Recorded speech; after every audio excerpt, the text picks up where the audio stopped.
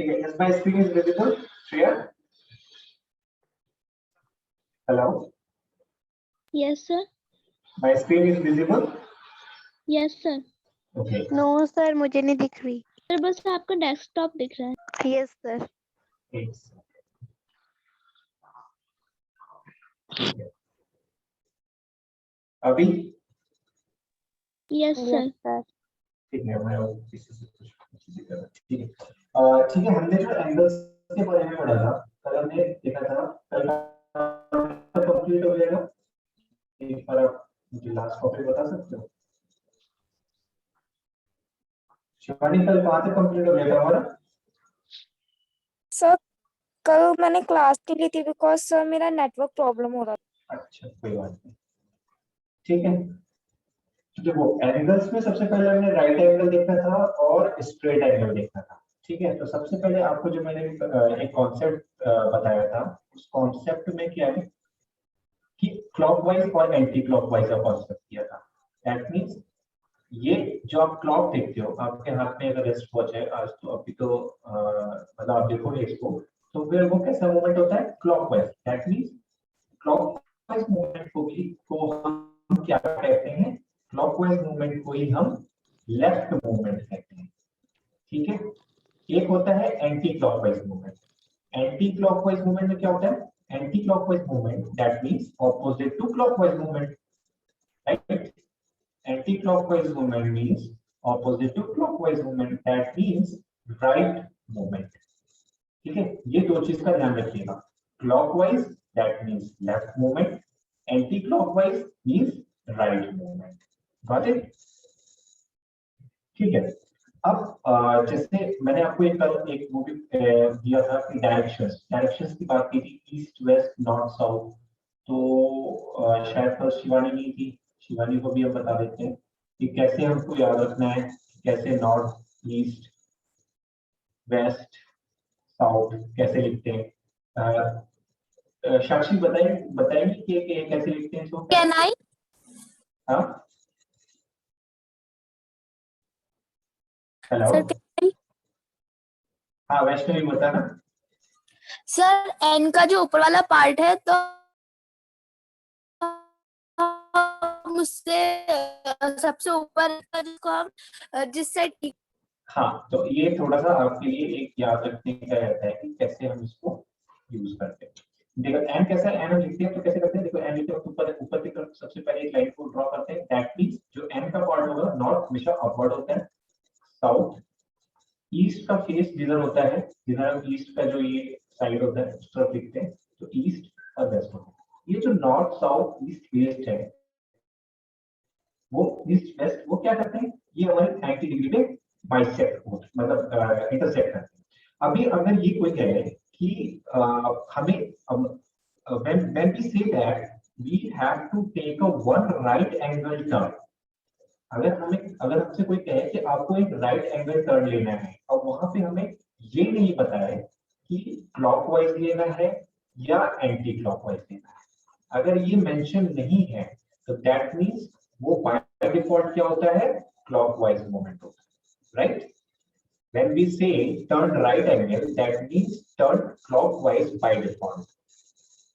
Got it? अगर सिर्फ one right angle के लिए मूवमेंट हो या वन मूवमेंट हो तो वो clockwise movement he by default होता है। ठीक है, अब सपोज कि वैष्णवी ने नॉर्थ डायरेक्शन में फेस किया हुआ है, करेक्ट? मैंने तुझसे कहा कि आप वन राइट टर्न लो, ठीक है, face north and take one right turn. तो आप किस डायरेक्शन में होगे वैष्णवी? सर हाँ, आपने वन राइट टर्न लिया, दैट मींस आपका फेस पहले नॉर्थ में था, अब आपका phase one right turn, that means clockwise, आपका अब फेस हो गया ईस्ट। ठीक है, अब मैंने श्रेया को बोला कि श्रेया आप जो है नॉर्थ डायरेक्शन में आपका फेस है, आपको दो राइट टर्न लेना है। तो अब आपका फेस किस डायरेक्शन में होगा? Sir, Yeah. 2 right angles. हाँ, 2 right angles. Sir, south. South. That means I'm not mentioning in clockwise direction or anti-clockwise direction. That means by default we have to move in a clockwise direction. If I'm saying you have to take 2 right turn, that means whenever your face is in the direction of north and you are going to take a 2 right turn, then after completing the turn, your face will be in the direction of south. Got it? देखिए कैसे होगा, एक first right turn आपने इधर लिया, आपका face इस direction में हो गया, फिर आपने एक और राइट टर्न लिया, आपका जो फेस है वो साउथ डायरेक्शन में हो गया। यहाँ तक बात क्लियर होगी? अब हाँ, अब मैं शिवानी से कहूँ कि शिवानी आप 1 राइट टर्न लो, आपका फेस अभी भी क्या है, अभी भी आपका फेस नॉर्थ डायरेक्शन में है, और दूसरा आपको मैंने ये बोला कि आपको 1 राइट टर्न लेना है, right, and after taking 1 right turn आपको 1 राइट टर्न एंटी क्लॉकवाइज। तो अब आपका फेस किस डायरेक्शन में होगा? Sir north. North. That means पहले आपने एक 1 टर्न लिया, आपने 1 टर्न से मैंने बोला था कि 1 right turn, that means you have to take 1 clockwise direction right turn. Now your face is in the direction of east. When again you are taking 1 anti-clockwise right turn, that means you again take your opposite direction right turn, and right now you again in the same stage and same direction, your face is in the direction of north. ठीक है? अब ये जो आपने एक पहले बार तो आपने 1 राइट टर्न लिया, अब यहाँ पे आपने 2 राइट टर्न लिया, 2 राइट टर्न आप लेते हो वो क्या straight, that means north and south, और ये जो एंगल फॉर्म करता है 180 डिग्री का।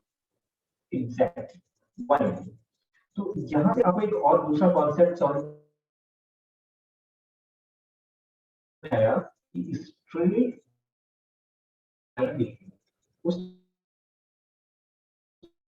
लाइन सेगमेंट में अगर तो वो एम पॉइंट क्या करता है, इस लाइन सेगमेंट AB पर 180 डिग्री फॉर्म करता है, इसको एंगल बोलते हैं, बनाता है। हाँ, इसको बोलते हैं स्ट्रेट एंगल। ठीक है, यहाँ तक बात क्लियर होगी?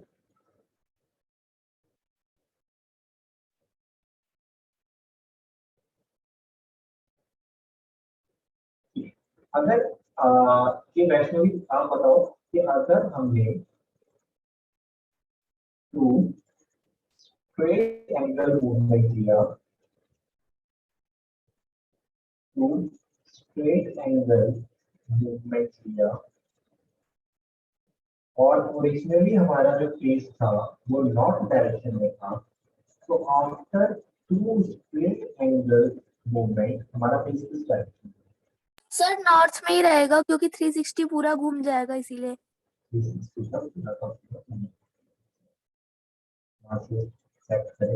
सो अब यहाँ से एक दूसरा कॉन्सेप्ट आ, सबसे पहले क्या आ गया, राइट एंगल का, राइट एंगल का आपको कॉन्सेप्ट देखा, उसके बाद आ गया आपका स्ट्रेट एंगल का, कि कैसे राइट एंगल से ही स्ट्रेट एंगल का फॉर्मेशन हो रहा है, ये एक राइट एंगल, ये 2 राइट एंगल, 2 राइट एंगल के मूवमेंट के बाद आपका एक स्ट्रेट एंगल फॉर्म हो गया, कैसे स्ट्रेट एंगल 180 डिग्री कहलाता है। अब आपकी बात आती है इसकी, अब जैसे वैष्णवी ने बताया कि 2 स्ट्रेट एंगल को अगर हम यूज करते हैं तो वो कहलाता है कंप्लीट एंगल। ठीक है, कंप्लीट एंगल। तो कैसे एक दूसरे से ये इंटरलिंक है आपको यहाँ पे समझ में आ रहा है, ये सारी की सारी चीजें कैसे हैं एक दूसरे से इंटरलिंक। तो यहाँ पे क्या हो गया, यहाँ पे आपका ए बी, आपने क्या किया, ऐसे रहते ए बी नॉर्थ, वहां से आपको चीजें क्लियर हो जाए।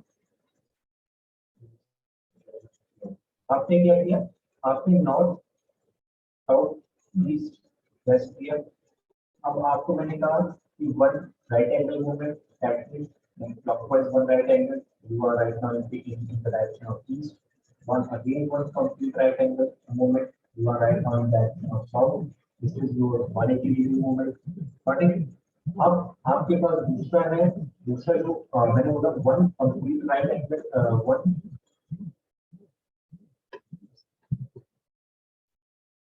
अभी मैंने आपको फिर क्या कहा कि आप जब दो कंप्लीट स्ट्रेट एंगल का मूवमेंट करते हैं तो आप क्या करते हैं, एक दो तीन चार, two straight angle is same as four right angle, है ना? Two straight angle is similar as four right angle। आपका जब फोर राइट एंगल का मूवमेंट हुआ या फिर हम कहें कि दो स्ट्रेट एंगल का मूवमेंट हुआ तो वो क्या करता है, वो फॉर्म करता है आपका वन रिवोल्यूशन। ठीक है, वन रिवोल्यूशन क्या होता है, वन रिवोल्यूशन आपका 360 डिग्री होता है। ठीक है, यहाँ तक बात क्लियर हो गई है ना? यहाँ तक आपको समझ में आया वन कंप्लीट रिवोल्यूशन क्या करता है, 360 डिग्री का फॉर्मेशन। अब आप जब एक क्लॉक होते हैं, हम क्लॉक पे आ गए,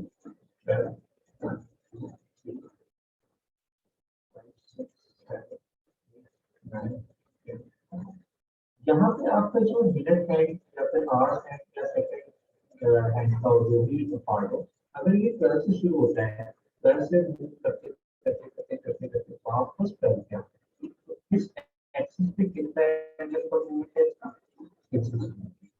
Sir, your voice is breaking.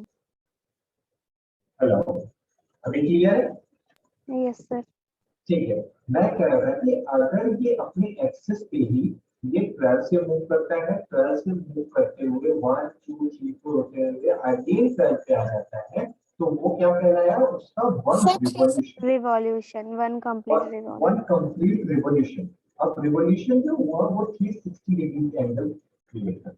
ठीक है, तो यहाँ पे एक और चीज मैं आपको बताना चाहूंगा कि कंफ्यूजन होता है, और कंफ्यूजन होता है रिवॉल्यूशन और रोटेशन।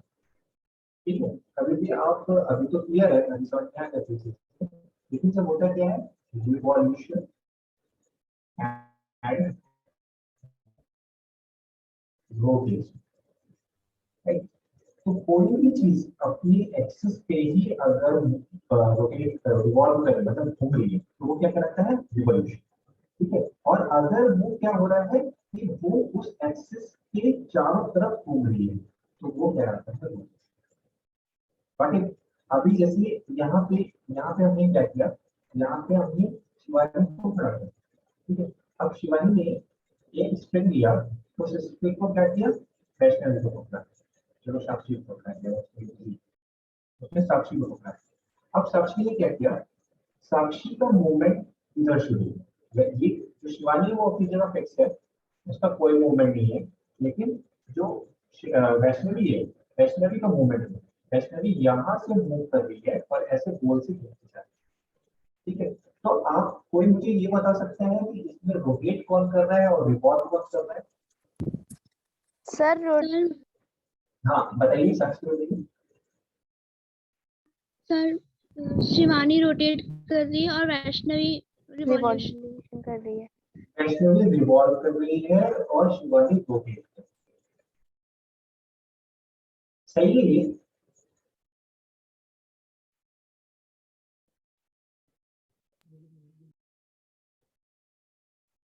और अपनी एक्सिस पे क्या करता है, रोटेट करता है या रिवॉल्व करता है? Sir rotate. Sir, rotate.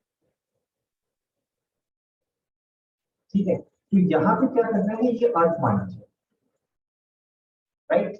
ये अर्थ है, ये क्या कर रही है, ये अपने एक्सिस पे रोटेट कर रही है। और अब ये जो आगे इसको आप ये शिवानी क्या कहेंगे, ये सन समझ लीजिए, और यहाँ पे जो ये वैष्णवी इसको अर्थ समझिए, और ये क्या कर रही है, ये सन के चारों तरफ क्या कर रही है, रिवॉल्व कर रही है।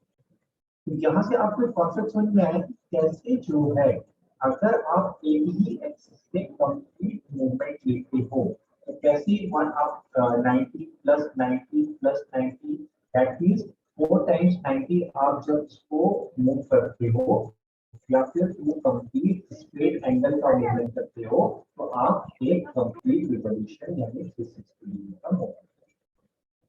ठीक है, यहाँ पे बात समझ में आई कि कैसे आप क्लॉक को देखोगे। क्लॉक को देखने से आपको कैसे समझ में आएगा कि ये जो आपका एक वो है मिनट हैंड है या आर हैंड है, ये कैसे एक जगह से ऐसे यहाँ तक आया वापस, और ये जो एंगल यहाँ पे फॉर्म हो रहा है एक्सिस पे वो 360 डिग्री फॉर्म। ठीक है, अब एक पॉइंट और, पॉइंट क्या, अगर 12 के एक बार है आपकी मिनट है और वो 12 से मूव करके वो 6 पे आ रही है, तो ये कितने डिग्री फॉर्म कर रहा है ये? सर 180 डिग्री Sir, form कर रहा है। 180 सर ये वन स्ट्रेट एंगल घूम Straight. रहा है। हाँ, वन स्ट्रेट एंगल। तो अभी 180 डिग्री हम इसके लिए यूज कर रहे हैं क्योंकि अभी हमने जो पढ़ा है वो हमने क्या पढ़ा है, राइट एंगल पढ़ा है, स्ट्रेट एंगल पढ़ा है और कंप्लीट एंगल। और कंप्लीट एंगल। तो आप अभी जो पढ़े हो ना उस टर्मिनोलॉजी पे आप आंसर, ठीक है, मैं ये कह रहा हूँ कि स्ट्रेट एंगल का मतलब 180 डिग्री होता है, लेकिन अभी जो आपने पढ़ा है ना, जो चीज आप पढ़ रहे हो वो उस टर्म का यूज करना जरूरी है, क्योंकि जब तक आप अपने माइंड में अपने मतलब अपने अपनी आवाज में जब तक 3 या 4 बार आप इस वर्ड को टर्म्स को यूज नहीं करोगे, ये टर्म आपके माइंड में जाके नहीं फिक्स होगा और एग्जाम में आपको नहीं आएगा। ठीक है, तो क्या चीज है, आपका जब 12 ओ क्लॉक से लेकर 6 ओ क्लॉक के बीच में जब मिनट हैंड है वो मूव करती है तो कितने एंगल को फॉर्म करती है वो? Sir 180 straight sir angle.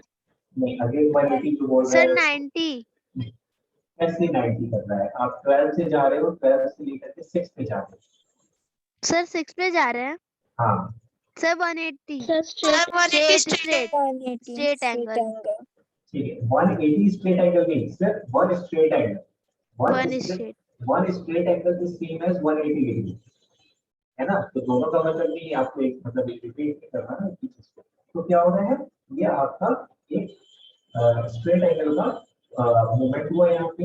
अभी क्या है, हाँ, इसको इसको हम लोग क्या देंगे, इसको बोलेंगे हाफ ऑफ ये रिवॉल्यूशन।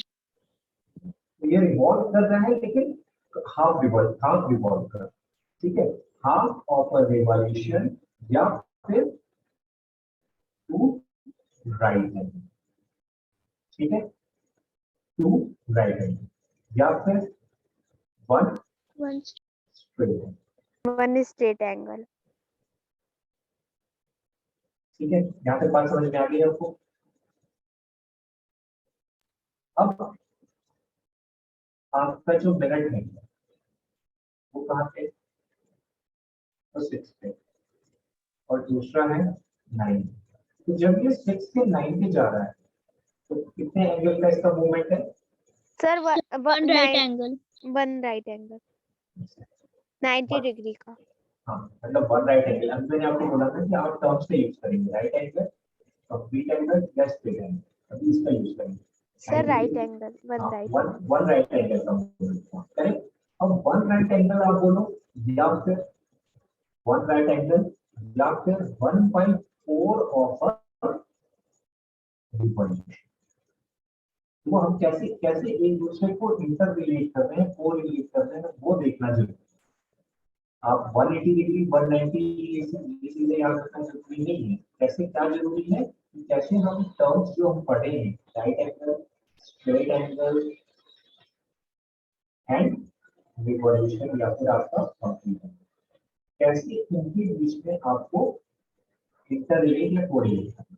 अब वन राइट एंगल का मूवमेंट हुआ, वन राइट एंगल का मतलब 1/4 of a revolution, that means 1/4 of a revolution, correct. ठीक है, जब आप जो है 6 से 9 के बीच में आप, अच्छा, अब मुझे कोई ये बता सकता है क्या,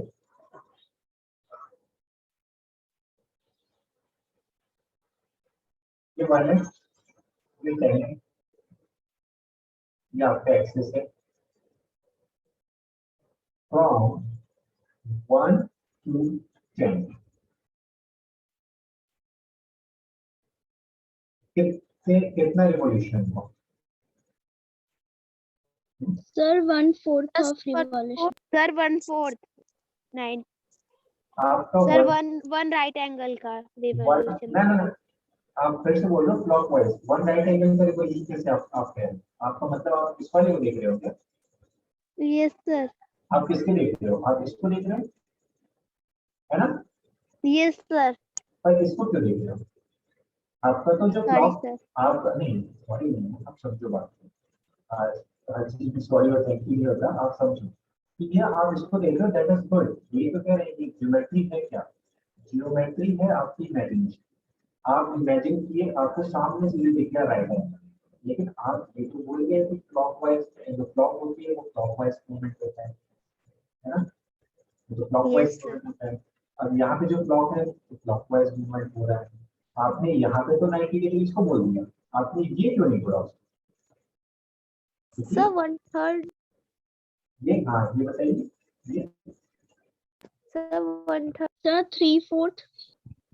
ठीक है। एक लोगों ने 3/4 बोला, एक लोगों ने 1/3 बोला। अब हम समझते हैं दो दो अलग अलग इसके आंसर आए थे। अब हम समझते हैं कि 1/3 क्यों होगा या फिर 1/3 क्यों नहीं होगा, 3/4 क्यों होगा, 3/4 क्यों नहीं होगा।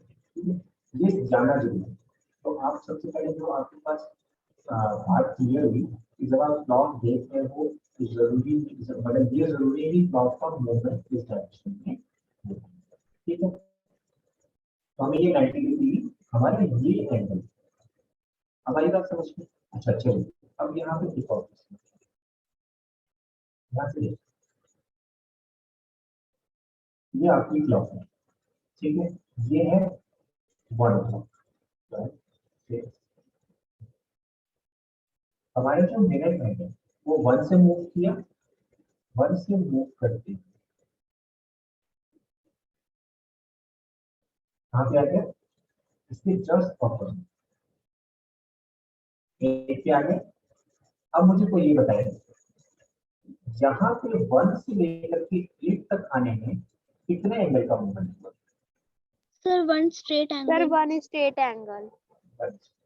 Sir, 1 straight angle. अभी आप सभी से ठीक है, 1 स्ट्रेट एंगल। अब 1 स्ट्रेट एंगल को ही हमने एक और चीज बोला था half Sir, of 1/2. Half of a Half revolution. of revolution. Sir, half sir, of 2 right Sir, angle. 2 right angles.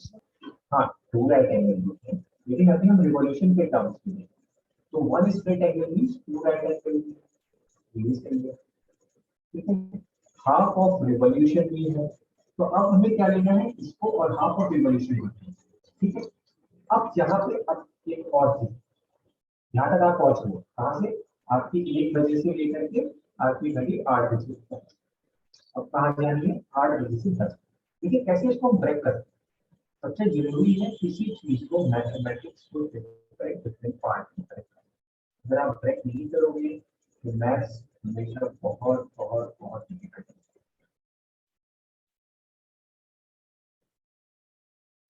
ठीक है, अब आपकी पहले तो घड़ी यहाँ पे थी, मतलब आपका जो मूवमेंट हुआ था वो 1 से मूवमेंट हुआ था, 1 से मूवमेंट होके आपका कहाँ पे आ गया? 1 से मूवमेंट होके 8 आ पे. गया आगे। अब आपको इस 8 से मूव होकर कहाँ पे पहुंचना है? 7 पे। अब आप ये बोलोगे कि हमने 8 पे ही क्यों किया, 7 पे क्यों नहीं सेलेक्ट किया, 6 पे क्यों नहीं किया? तो इसका कारण ये है कि पहले हम ये तो समझे कि पहले हमें हाफ कवर करना है ना, क्योंकि जो हमारी ये मूवमेंट हुआ है वो आपको खुद दिख रहा है कि वो हाफ से ज्यादा मूवमेंट, हाफ रिवॉल्यूशन से ज्यादा मूवमेंट है, दैट मींस 180 डिग्री से ज्यादा मूवमेंट है ना। तो सबसे पहले हमने क्या किया कि इसके जस्ट ऑपोजिट का मूवमेंट देखा, वो इसके जस्ट ऑपोजिट से जो मूवमेंट देखा तो वहां से हमें 1 स्ट्रेट एंगल का पता चला। 1 स्ट्रेट एंगल को हम हाफ ऑफ रिवॉल्यूशन बोलते हैं। अब 8 से हमें कहाँ जाना है? Sir, 8 से 10 पे जाना. 8 से 10 जाना है। तो आप ये बताओ 8 से 10 में कितने एंगल का मूवमेंट हुआ? Sir, ये तो 60 degree.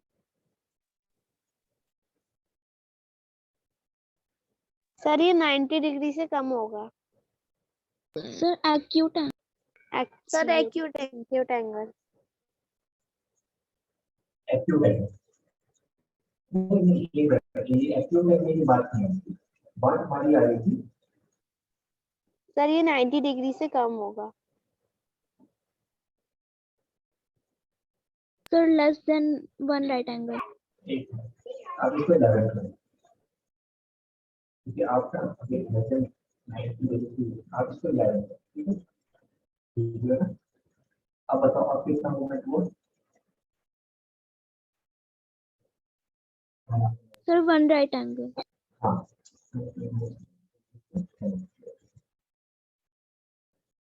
तो आपका कितना मूवमेंट हुआ। 1 राइट एंगल। 1 राइट एंगल का मूवमेंट, ठीक है। तो अब आप बताओ कितने टोटल कितने एंगल मूवमेंट, कितने एंगल का मूवमेंट हो गया, बताइए। टोटल कितने एंगल का मूवमेंट हो गया 1 से लेकर के 11 के बीच में। 1 से 11। एक मिनट रुकिए।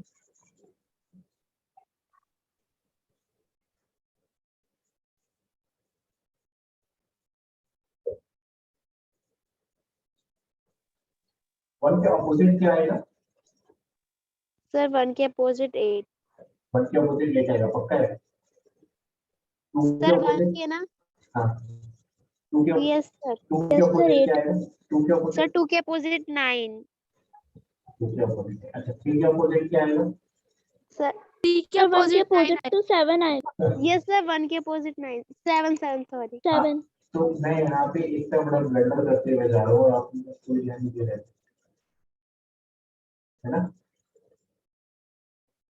ये इतना बड़ा ब्लंडर करते हुए मैं जा रहा हूँ, आप में से कोई पॉइंट आउट नहीं कर रहा है, तो थोड़ा सा फोकस करिए। जरूरी नहीं है कि जो पढ़ा रहा है वो 100% करेक्ट है, उससे भी मिस्टेक होती है ना। ठीक है, तो इट वाज माय मिस्टेक कि हमने क्या किया था कि 1 के ऑपोजिट 8 किया था। तो 1 के ऑपोजिट क्या है 7, तो 1 के ऑपोजिट 7 है, ये आपका 10 ही जाएगा, ठीक है। अब यहाँ से 7 से आपको कहाँ पे जाना है, 10 पे जाना है। सर 1 से। हाँ क्या बताइए। सर 1 से सर 7 1 स्टेप 7 स्टेप आगे जाना है। हाँ, 1 से 7 तक हम गए। 1 से 7 तक का मतलब हुआ 1 straight angle, that means half of revolution, और यानी 2 राइट एंगल, ठीक है।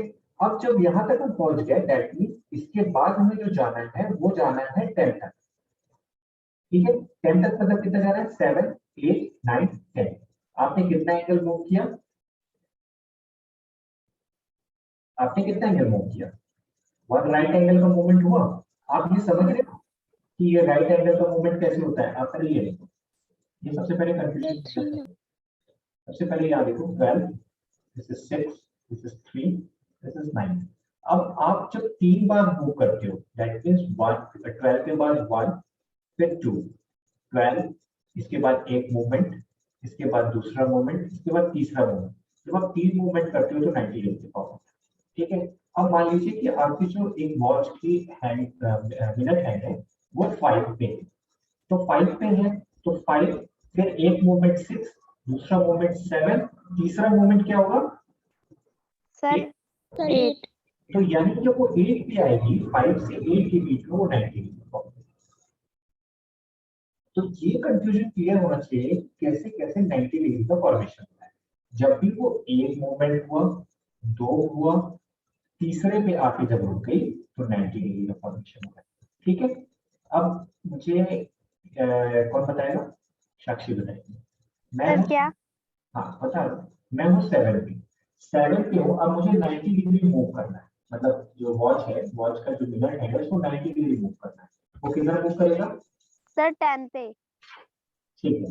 दैट मींस आपका एक मूवमेंट हुआ तो 8 पे आ गया, फिर एक मूवमेंट हुआ 9 पे आ गया, 1 2 थर्ड मूवमेंट हुआ वो 10 पे आ गया। मैंने आपको बोला हर 3 मूवमेंट पे 90 डिग्री का फॉर्मेशन होता है। आप कभी भूलेगा ये, याद रहेगा, यस यस सर। यस। ठीक है।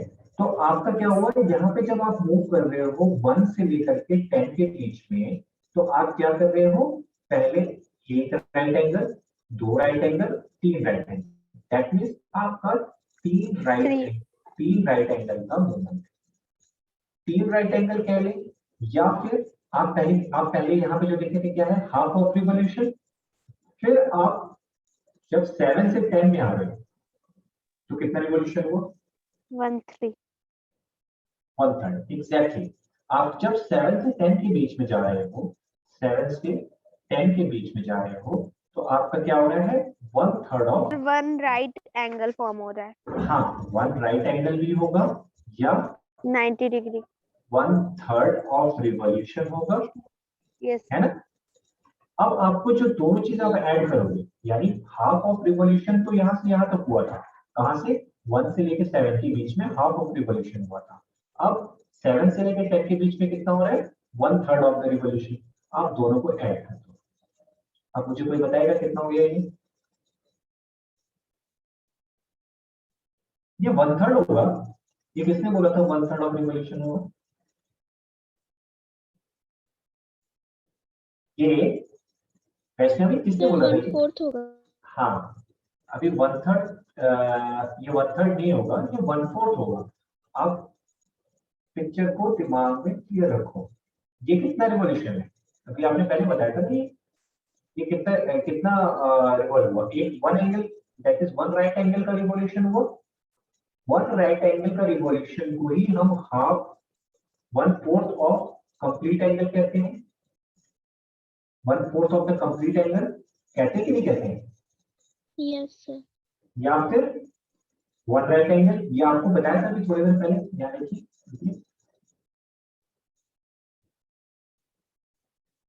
ये देखिए, ये बताया ना, one right angle means 1/4 of, revolution. है ना? तो 1/4 of revolution that is 1/4 of complete angle. तो आप 1/3 कैसे कह रहे हो? 1/3 तो कोई है ही, था ही नहीं। तो इसको थोड़ा सा आप इसका ध्यान रखिएगा कि जब भी वन राइट एंगल का मूवमेंट हो रहा है, that means 1/4 of complete angle या फिर 1/4 ऑफ रिवॉल्यूशन। ठीक है, तो आपका क्या हुआ? 1/2 पहले आपने, मतलब हाफ ऑफ रिवॉल्यूशन ये हो गया, और 1/4 ऑफ द रिवॉल्यूशन आपने 7 से 10 के बीच में कवर किया। अब आप इसको ऐड करोगे, इसको ऐड किए तो कितना हो गया बताए कोई? 3/4 ऑफ रिवॉल्यूशन। सर 1/4. 3/4 कैसे? Sir, 1/2 प्लस 1/4, फ्रैक्शनल एडिशन तो आता है ना आपको? Shivani, 1/2 yes sir. 1/2 प्लस 1/4 कितना हो जाएगा?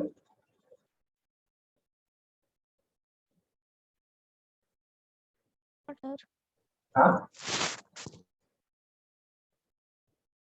शिवानी, श्रेया, साक्षी, कोई बताए मुझे 1/2 plus 1/4। Sir, your voice is not clear. मेरी वॉइस क्लियर नहीं आ रही है?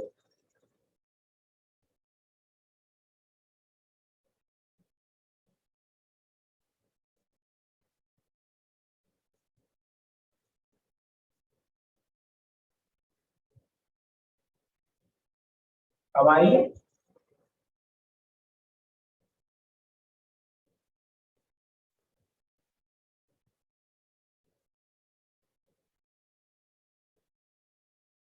ठीक है, अब मेरे ख्याल से वैष्णवी पढ़ सकती है। वैष्णवी, इसका आंसर मुझे दो। आपको फ्रैक्शन आपने फ्रैक्शन चैप्टर पढ़ा होगा, फ्रैक्शन का एडिशन पढ़ा है? तो आप मुझे इसका आंसर बताओ कि ये कितना होगा?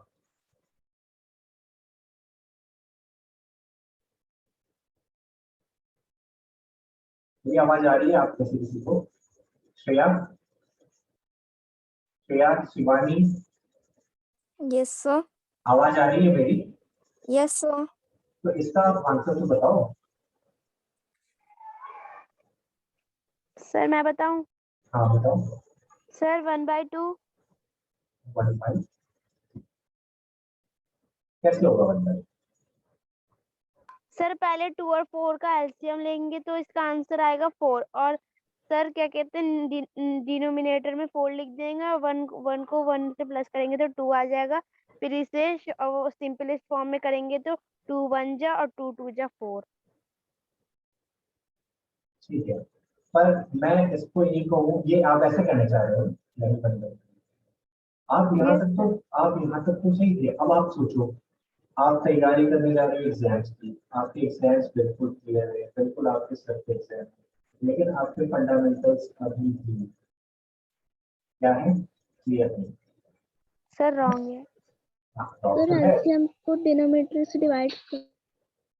ठीक है। मैं ये कह रहा हूँ कि आपका जो ये आपकी शिक्षा है, जिसकी टीचर के साथ इसको स्टडी की है, सर ब्रेक हो रही है आपकी आवाज। हाँ ब्रेक हो रही है ना, मैं कह रहा हूँ कि जिस भी टीचर से आपने पढ़ा है, आपने उससे पढ़ेगी, वो तो आपसे बार बार कह रहे होंगे कि आप पूछो आप पूछो आप पूछो, लेकिन आपने उससे क्वेरी नहीं की। अब आपको पता है 1 बाई, ये एक छोटा सा क्वेश्चन है, छोटा सा क्वेश्चन जिसको फंडामेंटल बोलते हैं, वो हर जगह काम आ रहा है। अब आपकी ज्योमेट्री में भी काम आ रहा है, but you are right now confusing your fundamental in your basics, इससे कैसे काम चलेगा? अभी आपका फ्रैक्शन ही स्ट्रॉन्ग नहीं, तो just clearing an examination actually problem है। नेशनल में कुछ नेटवर्क इशू है, कोई बात नहीं।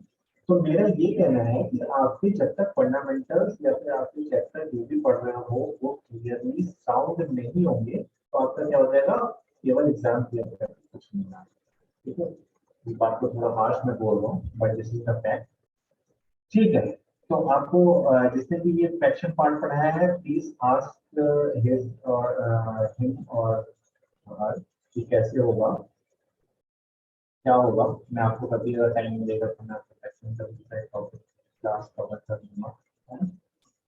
यहाँ तक तो आपका, आपने बिल्कुल सही बोला ना साक्षी, कि 1/2 है प्लस 1/4 है, तो सबसे पहले हम एलसीएम लेते हैं। तो एलसीएम लिया, तो एलसीएम मतलब सर 4 आएगा। 4 आएगा ना। तो 4 का मतलब क्या होगा कि हमें दोनों की डिनोमिनेटर में 4 करना है। तो यहाँ पे तो 4 है ऑलरेडी, तो दैट मींस इससे 1 का मल्टीप्लिकेशन हो जाएगा। यहाँ पे 2 है, तो 2 में से हम कितना मल्टीप्लाई करेंगे, 4 से। ठीक है, या तो सर ये 2। हाँ, ये तो अभी नॉर्मल है, तो आप कह रही, लेकिन फिर क्या होगा कि जब आपका जो भी एलसीएम आया, ठीक है, एलसीएम मान लीजिए 4 आया, तो एलसीएम 4 आया, तो आपने क्या करना है कि इसके डिनोमिनेटर को आपको एलसीएम से डिवाइड, तो क्या आ गया 1। ठीक है, आपने 1 से मल्टीप्लाई कर दिया, अब आपका ऊपर भी जो न्यूमरेटर है वो भी 1 से मल्टीप्लाई हो जाएगा, एटलीस्ट ऊपर नीचे 1 से मल्टीप्लाई। अब आपने एलसीएम कितना आया था 4। अब ये जो फर्स्ट फ्रैक्शन है उसका डिनोमिनेटर कितना है, कितना डिनोमिनेटर है 2, 2 है। सर 2। तो आपने एलसीएम को इसके डिनोमिनेटर से जब डिवाइड किया तो क्या आ गया 2। सर 2। दैट मींस सर अब 2। इस पार्ट में आपको 2 से मल्टीप्लाई करना है न्यूमरेटर और डिनोमिनेटर। व्हाट इज, तो मेरा कहने का मतलब ये है कि सबसे पहले आप कैसे फाइंड आउट करोगे, कैसे करोगे, अगर आपने एलसीएम निकाल लिया यहाँ से, आपको सपोज आपका एलसीएम आया 30, ठीक है। अब यहाँ पे क्या था, यहाँ पे आपको 36 एलसीएम आया, ये है 1/4 और ये है 1/3। अब आप इससे किससे मल्टीप्लाई करोगे, इसको किससे मल्टीप्लाई करोगे, अगर आपको कंफ्यूजन हो रही है तो वैसे क्या करोगे आप, इसके डिनोमिनेटर को यहाँ पे लिया 9 डाल दिया, दैट मींस आपको न्यूमरेटर और डिनोमिनेटर, ठीक है। ये बात क्लियर हो गई आपको। तो ये आपने क्या किया, 2 से न्यूमरेटर डिनोमिनेटर में किया, दैट मींस 2/4 प्लस 1/4। अब आपका क्या बन जाएगा 2 प्लस 1/2, क्या आ गया 3/4। ठीक है। तो आप ऐसा मत करो कि बस हैफाजार्ड तरीके से आपने देख लिया कि डिनोमिनेटर तो हमारा 4 हो गया ऊपर, लेकिन आपने न्यूमरेटर में कुछ चेंज किया ही नहीं, आपने ऐड कर दिया, ऐड करके आ गया 1। इज इट करेक्ट और wrong? So clear your fundamentals, clear your fraction part, ये तो बहुत मुश्किल होगा अभी, है ना। तो अब क्या करना है, अब मैंने आपको बताया, हमने एक बार इसको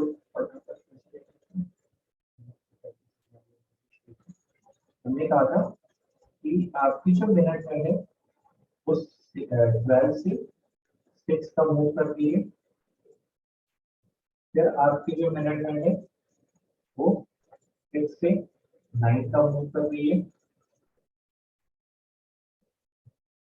फिर आपके जो मिनट है वो 1 से 10 का।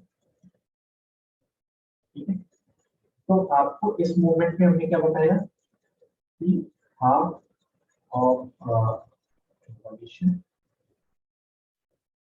यहाँ पे हुआ, इस जिसको आप कह सकते हो टू राइट एंगल का मूवमेंट या फिर वन स्ट्रेट एंगल का, राइट। यहाँ पे जब आप आए तो आपने क्या देखा 1/4। अब 1/4 कैसे होगा, आप जरा एक चीज कैसे 1/4 का मूवमेंट होगा, आपने 1/3 जो बोल दिया था, हमने क्या किया था, अगर हम इसको 4 पार्ट में इक्वली डिवाइड करते हैं, ठीक है 1 2 3 4, जब ये 4 पार्ट में डिवाइड किया हमने, ये पहला पार्ट 90 है, दूसरा 90 है, तीसरा 90 है, चौथा 90 है, आपने बोला कि टोटल कंप्लीट एंगल 360 है, ठीक है। तो 360 आपका 360 के बाद वन पार्ट का जो एंगल है वो कितना हुआ 90। दैट मींस आपका ये जब ये वाला पार्ट जब आप यहाँ पे जब आप क्या कर रहे हो कि इस मूवमेंट को देख रहे हो तो क्या कर रहे हो 90 पे तो मूवमेंट कर रहे हो, तो complete divided by 90 that is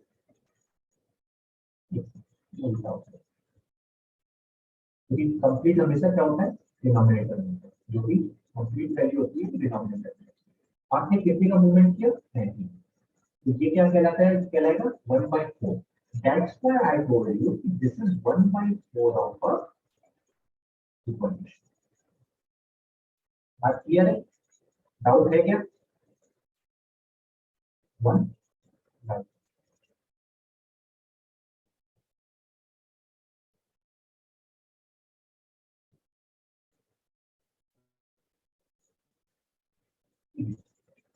अब यहाँ पे आपका मूवमेंट जो हुआ वो मूवमेंट कुछ यहाँ तक हुआ, ये जो हुआ इसको कितना हमने आपने कितना बताया, दैट इज 3/4 रिवॉल्यूशन। कैसे आया, समझ में आ गया नहीं 3/4 कैसे आया, Yes, sir. 1/2 बोल दिया, इसको मैंने कुछ बोल दिया, इसको मैंने कुछ बोल दिया। 3/4 of the revolution is same as 3/4। Clear है? Yes, sir. अब आप लोगों को एक number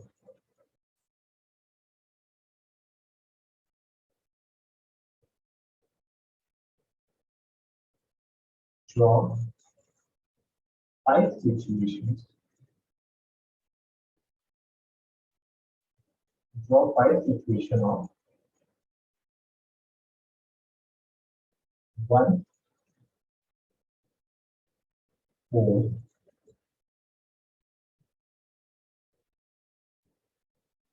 half 3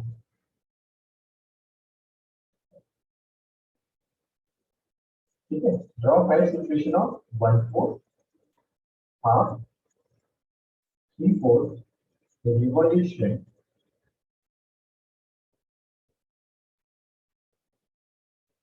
on a draw करके आप लोगे क्या कुछ करने देंगे, आप क्या करोगे, draw 5 situations of 1 4 half and 3 4, ठीक है। सर ये हमें करना है। हाँ बिल्कुल करते हैं, आपको ड्रॉ करना है, जैसे मैंने अभी से पहले दिया है ना ये वाला पार्ट, कैसे आपका 1 ये हाफ है, कैसे आपका ये 1/4 है, कैसे ये 3/4 है, तो सेम ऐसे ही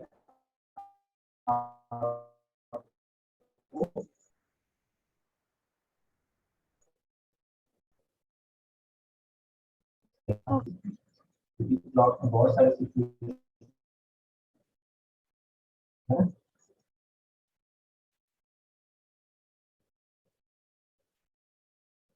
बन सकती है ना, तो आप सुना मुझे दिखाइएगा जरूर कमेंट सेक्शन में, आप क्या करिएगा इससे फोटो वगैरह दीजिए, यहाँ तक ओके क्लियर है, सर। यहाँ तक क्लियर है। और आपकी वॉइस नहीं आ रही है। ये सर बहुत लो आ रही है। जल्दी हम इसका करते हैं, थोड़ा सा किस तरह का मिल जाए, बहुत जल्दी हम इसका एक सॉल्यूशन निकालते हैं देखिए आगे बहुत हम अभी आ रही है। यस सर अब आ रही है। ठीक है, यहाँ तक तो बात हमारी क्लियर होगी। अब हम बात करते हैं एंगल की। हमने एंगल्स में सबसे पहले जो पढ़ा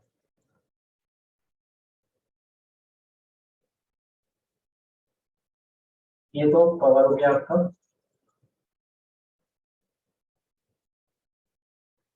अब एंगल में कौन सा आता है? Acute, angle triangle. नहीं एक्यूट एंगल की बात करें।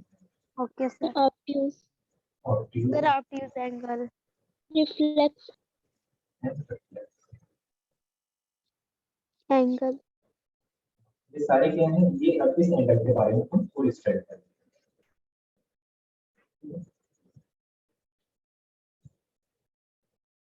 ये वाला पार्ट हमने अभी तक इसके पहले कवर किया पिछले सेक्शन में। अब हम इसको 1 by 1 एक्यूट।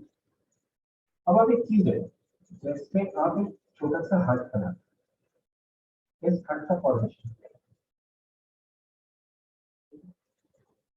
अब इस हार्ट में, क्योंकि शेयर आर्किटेक्ट है, तो शेयर आर्किटेक्ट से उसने क्या किया, इस हार्ट का फॉर्मेशन करना है। इस हार्ट के फॉर्मेशन में यहाँ पे कोई मुझे बता सकता है किस जगह पे एक्यूट एंगल फॉर्म हो रहा है और किस जगह पे 90 डिग्री का फॉर्मेशन हो रहा है? सर मैं नंबर ही कर देता हूँ।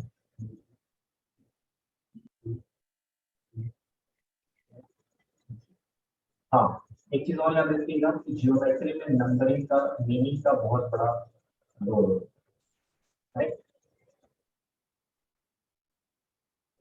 तो आप मुझे बताओ एक्यूट एंगल का फॉर्मेशन कहाँ पे हो रहा है और 90 डिग्री का फॉर्मेशन कहाँ पे हो रहा है? ये आपने तो पढ़ रखा है, आपने सर 90 डिग्री का एंगल सर यहाँ पे फॉर्म हो रहा है। ठीक है। और नहीं यहाँ पे भी एक मिनट मैंने ये नंबर क्यों डाला?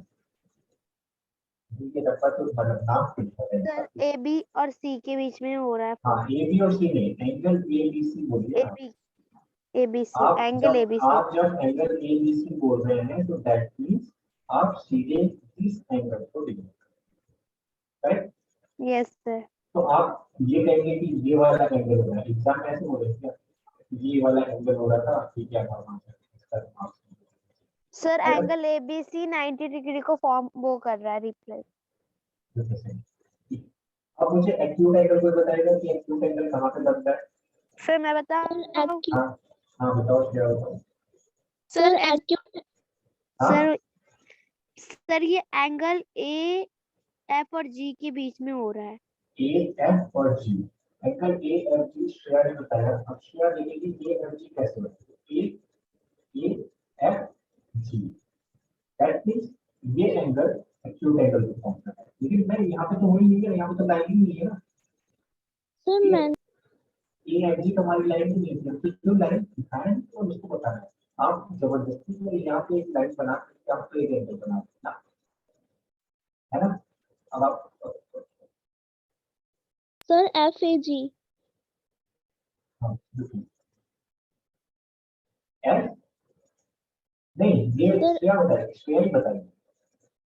सर मैं हाँ श्रेया बता रही है।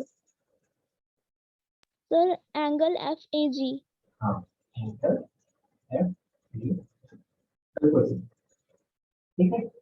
एफ जी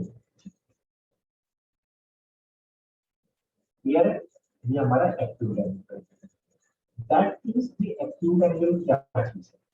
इसके बाद अगर हम बात करते हैं,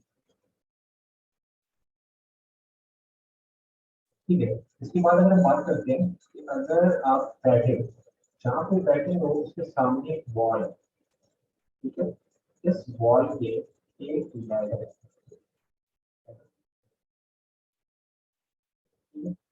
इस वॉल पे एक लेटर ए है। अब आप ये बताओ कि जो लेटर है ये इस वॉल पे एक्यूट एंगल फॉर्म कर रहा है या ऑब्टयूज एंगल?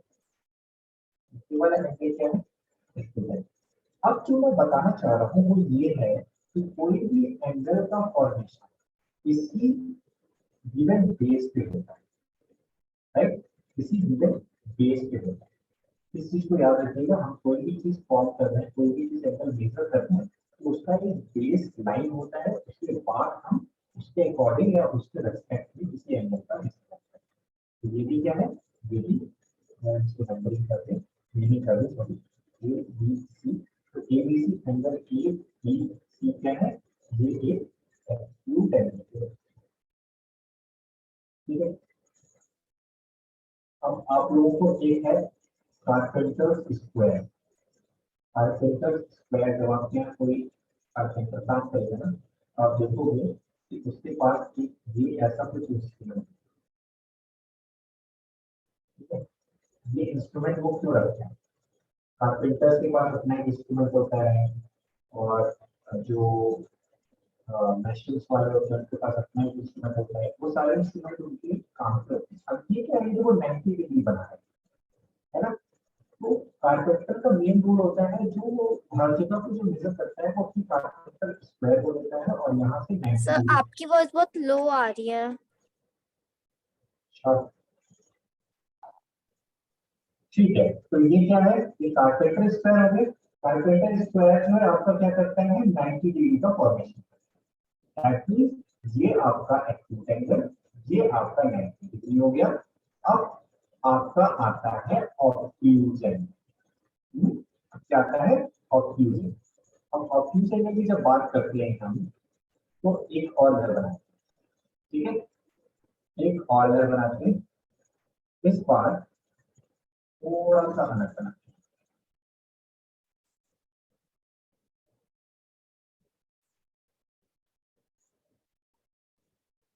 ठीक है, ठाकुर वैष्णव यू कैन बी, हमारी क्लासेस भी ओवर होने वाली है। If you have 1% battery, better wait for 2 or 3 minutes also, 3 minutes, after that you will close this section, ठीक है। तो ये क्या है? यहाँ पे आप देखोगे that is A B C D E F G H। यहाँ पे A B C इस पॉइंट को देखिए, ये कुछ 90 डिग्री से बड़ा एंगल क्रिएट कर रहा है। दैट मींस ये क्या है? ऑब्ट्यूज। ठीक है, ऑब्ट्यूज एंगल। तो जब हम बात करते हैं एक्यूट एंगल की, एक्यूट एंगल वो एंगल होता है जो 90 डिग्री से उल्टा हो। फिर हम बात करते हैं ऑब्ट्यूज एंगल की।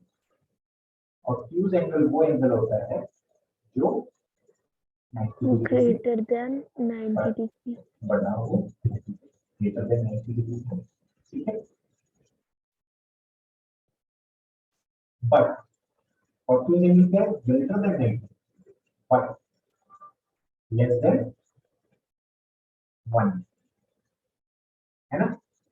ऑब्ट्यूज एंगल क्या है? Greater sir than, less than 180 degree. हाँ, ग्रेटर देन 90 डिग्री तो होगा, लेकिन 180 डिग्री से कम होगा, छोटा होगा। वो कहलाता है हमारा obtuse obtuse angle, angle. Correct. वो कहलाता है हमारा ऑब्ट्यूज एंगल। अब ऑब्ट्यूज एंगल हो गया, एक्यूट एंगल हो गया। अब बात जाती है रिफ्लेक्स एंगल की, जो कि सबसे ज्यादा कंफ्यूजिंग।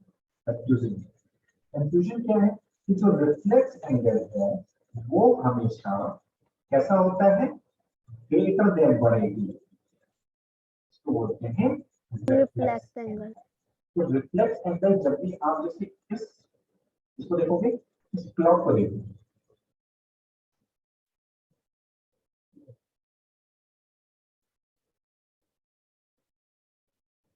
ठीक है। तो यहाँ पे आप जो 12 और 7 के बीच में जब ये मिरर हैंड का मूवमेंट हो रहा है, तो ये जो एक्सटर्नल एंगल है, ये जहाँ पे क्लॉकवाइज मूवमेंट हुआ, तो ये जो एंगल है ये कहलाता है रिफ्लेक्स। अब आपको देख के समझ में आ जाएगा कि जो एंगल 180 डिग्री से बड़ा बन रहा है वो रिफ्लेक्स एंगल कहलाता है, ठीक है। Okay sir. Yes sir. ठीक है, यहाँ तक तो आपको मुझे लगता है कि सारी चीजें जो मैंने बताई है उसमें थोड़े बहुत अगर डाउट हुए, अदरवाइज ये सारे कॉन्सेप्ट आपको क्लियर हो गए। थोड़े से आपको ये चीजें देखनी है कि कैसे फ्रैक्शन काम कर रहा है, और आपको फंडामेंटल्स पे थोड़ा सा ध्यान रखना है क्योंकि ये आगे आपकी क्लासेस में बहुत ज्यादा रोल प्ले करता है। Again, I'm saying clearing examination is not a big deal। सबसे बड़ा काम क्या है, किसी भी चीज को समझना। ठीक है, यहाँ पे बात समझ में आ गई। एक छोटा सा और मैं आपको बताना चाहूंगा, नेमिंग ऑफ ट्रायंगल्स। आप जानते हैं कि ट्रायंगल्स को किस किस बेस पे नेम करते हैं। एक तो आप कहते हैं स्केलिंग, ठीक है, फिर बोलते हैं आइसोसेलेस, फिर कहते हैं Equal. इक्विवेलेंट। Equilateral. इक्विलेटरल, ठीक है, इक्विलेटरल। ये क्या, साइड के बेसिस पे ट्रायंगल का नेमिंग है। अब हम एंगल के बेसिस पे बात करें तो वो क्या हो जाता है, एक्यूट एंगल, राइट। क्या हो गया, एक्यूट एंगल। सेकंड हो गया Right angle. Right angle, right angle. अब यहाँ पे राइट एंगल ट्रायंगल बोलना है, Yes, sir. क्योंकि हम ट्रायंगल की बात कर रहे हैं। Acute angle triangle, right angle triangle and obtuse angle. ठीक है, यहाँ तक आपको बात समझ में आई। अब आपको आता है क्वाड्रिलेटरल। क्वाड्रिलेटरल Sir, मींस इसके फोर फोर साइड्स होते हैं। बिल्कुल सही आपने कहा। यहाँ तक आपको एक छोटा सा कॉन्सेप्ट आपको मैं बताना चाहूंगा, एक छोटा सा कॉन्सेप्ट, परपेंडिकुलर बाइसेक्टर। दो वर्ड होता है, इस दो वर्ड को ध्यान रखिएगा, एक दोनों अलग अलग वर्ड है। एक है परपेंडिकुलर, क्या है, परपेंडिकुलर। एक है परपेंडिकुलर बाइसेक्टर। दोनों को समझिए, परपेंडिकुलर बाइसेक्टर। अब परपेंडिकुलर और परपेंडिकुलर बाइसेक्टर का क्या मतलब है? बाइसेक्ट, सबसे पहले बाइसेक्ट का मतलब समझिए। बाइसेक्ट क्या चीज होता है? बाई मतलब होता है दो, सेक्ट मतलब होता है section.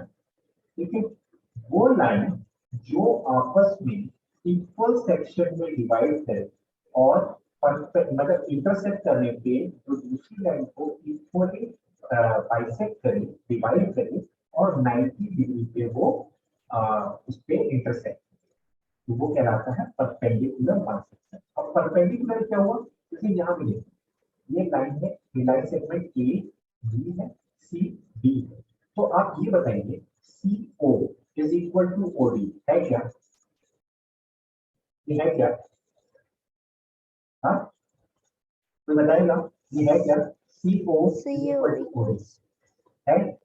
C O is equal to O D है क्या? नहीं। ऑब्जर्व करिए ना, आपको बताया था कल कि दो तरीके से आपका आपका ऑब्जर्वेशन आपको दिख रहा है कि सीओ बड़ा है ओडी से, तो ये नहीं। इसका क्या मतलब है कि परपेंडिकुलर का मतलब ये हुआ कि दो लाइन जो आपस में इंटरसेक्ट कर रही हो 90 डिग्री पे, वो कहलाती है परपेंडिकुलर। ठीक है, अब यहाँ पे ये बी लाइन सेगमेंट है, सी बी लाइन सेगमेंट है, ये आपस में इक्वल इंटरसेक्ट हो ही नहीं।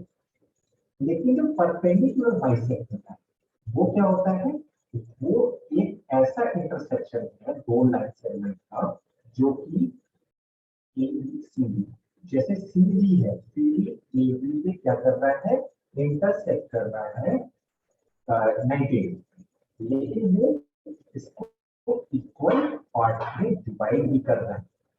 सो परपेंडिकुलर बाइसेक्टर में दिया कि वो इज इक्वल टू ओडी। ये टर्म ऐसा टर्म है जो हमें हमेशा कंफ्यूज करता है। हम परपेंडिकुलर को भी परपेंडिकुलर बाइसेक्टर समझते हैं, बट नहीं, दोनों अलग अलग टर्म। परपेंडिकुलर परपेंडिकुलर भी दो लाइन इंटरसेक्ट कर रही है आपस में 90 डिग्री पे, वो कहलाता है परपेंडिकुलर, राइट। लेकिन परपेंडिकुलर जो बाइसेक्टर होता है जिसको हम डिनोट भी ऐसे करते हैं, ऐसे एक टी से उल्टा टी से हम डिनोट करते हैं, वो कहलाता है तो परपेंडिकुलर। क्लियर है? Yes, sir. कोई डाउट? No, sir. ठीक है, मुझे लगता है कि आप लोगों को अंडरस्टैंडिंग एलिमेंट्री स्टेज में थोड़ा बहुत कॉन्सेप्ट समझ में आया होगा कि मैंने आपको समझाने की कोशिश की है। और जो मैंने आपको दिया है करने के लिए आप उसको प्लीज कंप्लीट कर दीजिएगा। और शायद आपको फिर नेक्स्ट क्लासेस भी है, क्लास लेना है या फिर आपके एग्जाम शुरू होंगे? क्लास लेना है या आपके एग्जाम शुरू होंगे? सर हमारे एग्जाम्स ना सर 4 तारीख से स्टार्ट है, तो फिर कल क्लास लेनी है। कल क्लास लेनी है? Yes sir. सभी लोग रेडी हैं? सभी लोग रेडी हैं? Shreya, Shivani, yes sir. कल क्लास लेनी है आपको? Yes sir. यस ठीक सर। ठीक है, तो आप टॉपिक बता सकते हो अंडरस्टैंड? अच्छा एक चीज ये बताइए, अभी हमने आपको 2 टॉपिक कवर किया है, कौन कौन सा? Sir decimal and understanding elementary shape. तो मैं ये मान के चल रहा हूँ कि अगर मैं इससे आप लोगों को कभी भी कोई क्वेश्चन पूछूं या कॉन्सेप्ट पूछूं तो आप लोग को डाउट नहीं होगा, यस क्योंकि आप सर। लोगों ने खुद अपने शब्दों में कहा है कि हमें डाउट नहीं है, और रिकॉर्डिंग भी होगी, उस रिकॉर्डिंग को भी मैं आपको सामने रखूंगा। ठीक है, तो मेरा ये कहना है कि अगर if I am giving you some concept, you have to clear that concept, ताकि आगे जाके वो कभी भी हो क्या हो परेशानी का कारण। ठीक है, तो अभी आपको कौन सा टॉपिक करना है? सर मुझे तो फ्रैक्शन पढ़ना है। एक्शन और ये तो हमारा दूसरा टॉपिक था एक्शन करना है। कैसे क्या करना है? रेशियो अलजेब्रा को आपको प्रयोग करना है, डेसिमल, डेटा हैंडलिंग। हाँ सर प्रैक्टिकल। डेटा हैंडलिंग तो इजी है, वो तो आता है।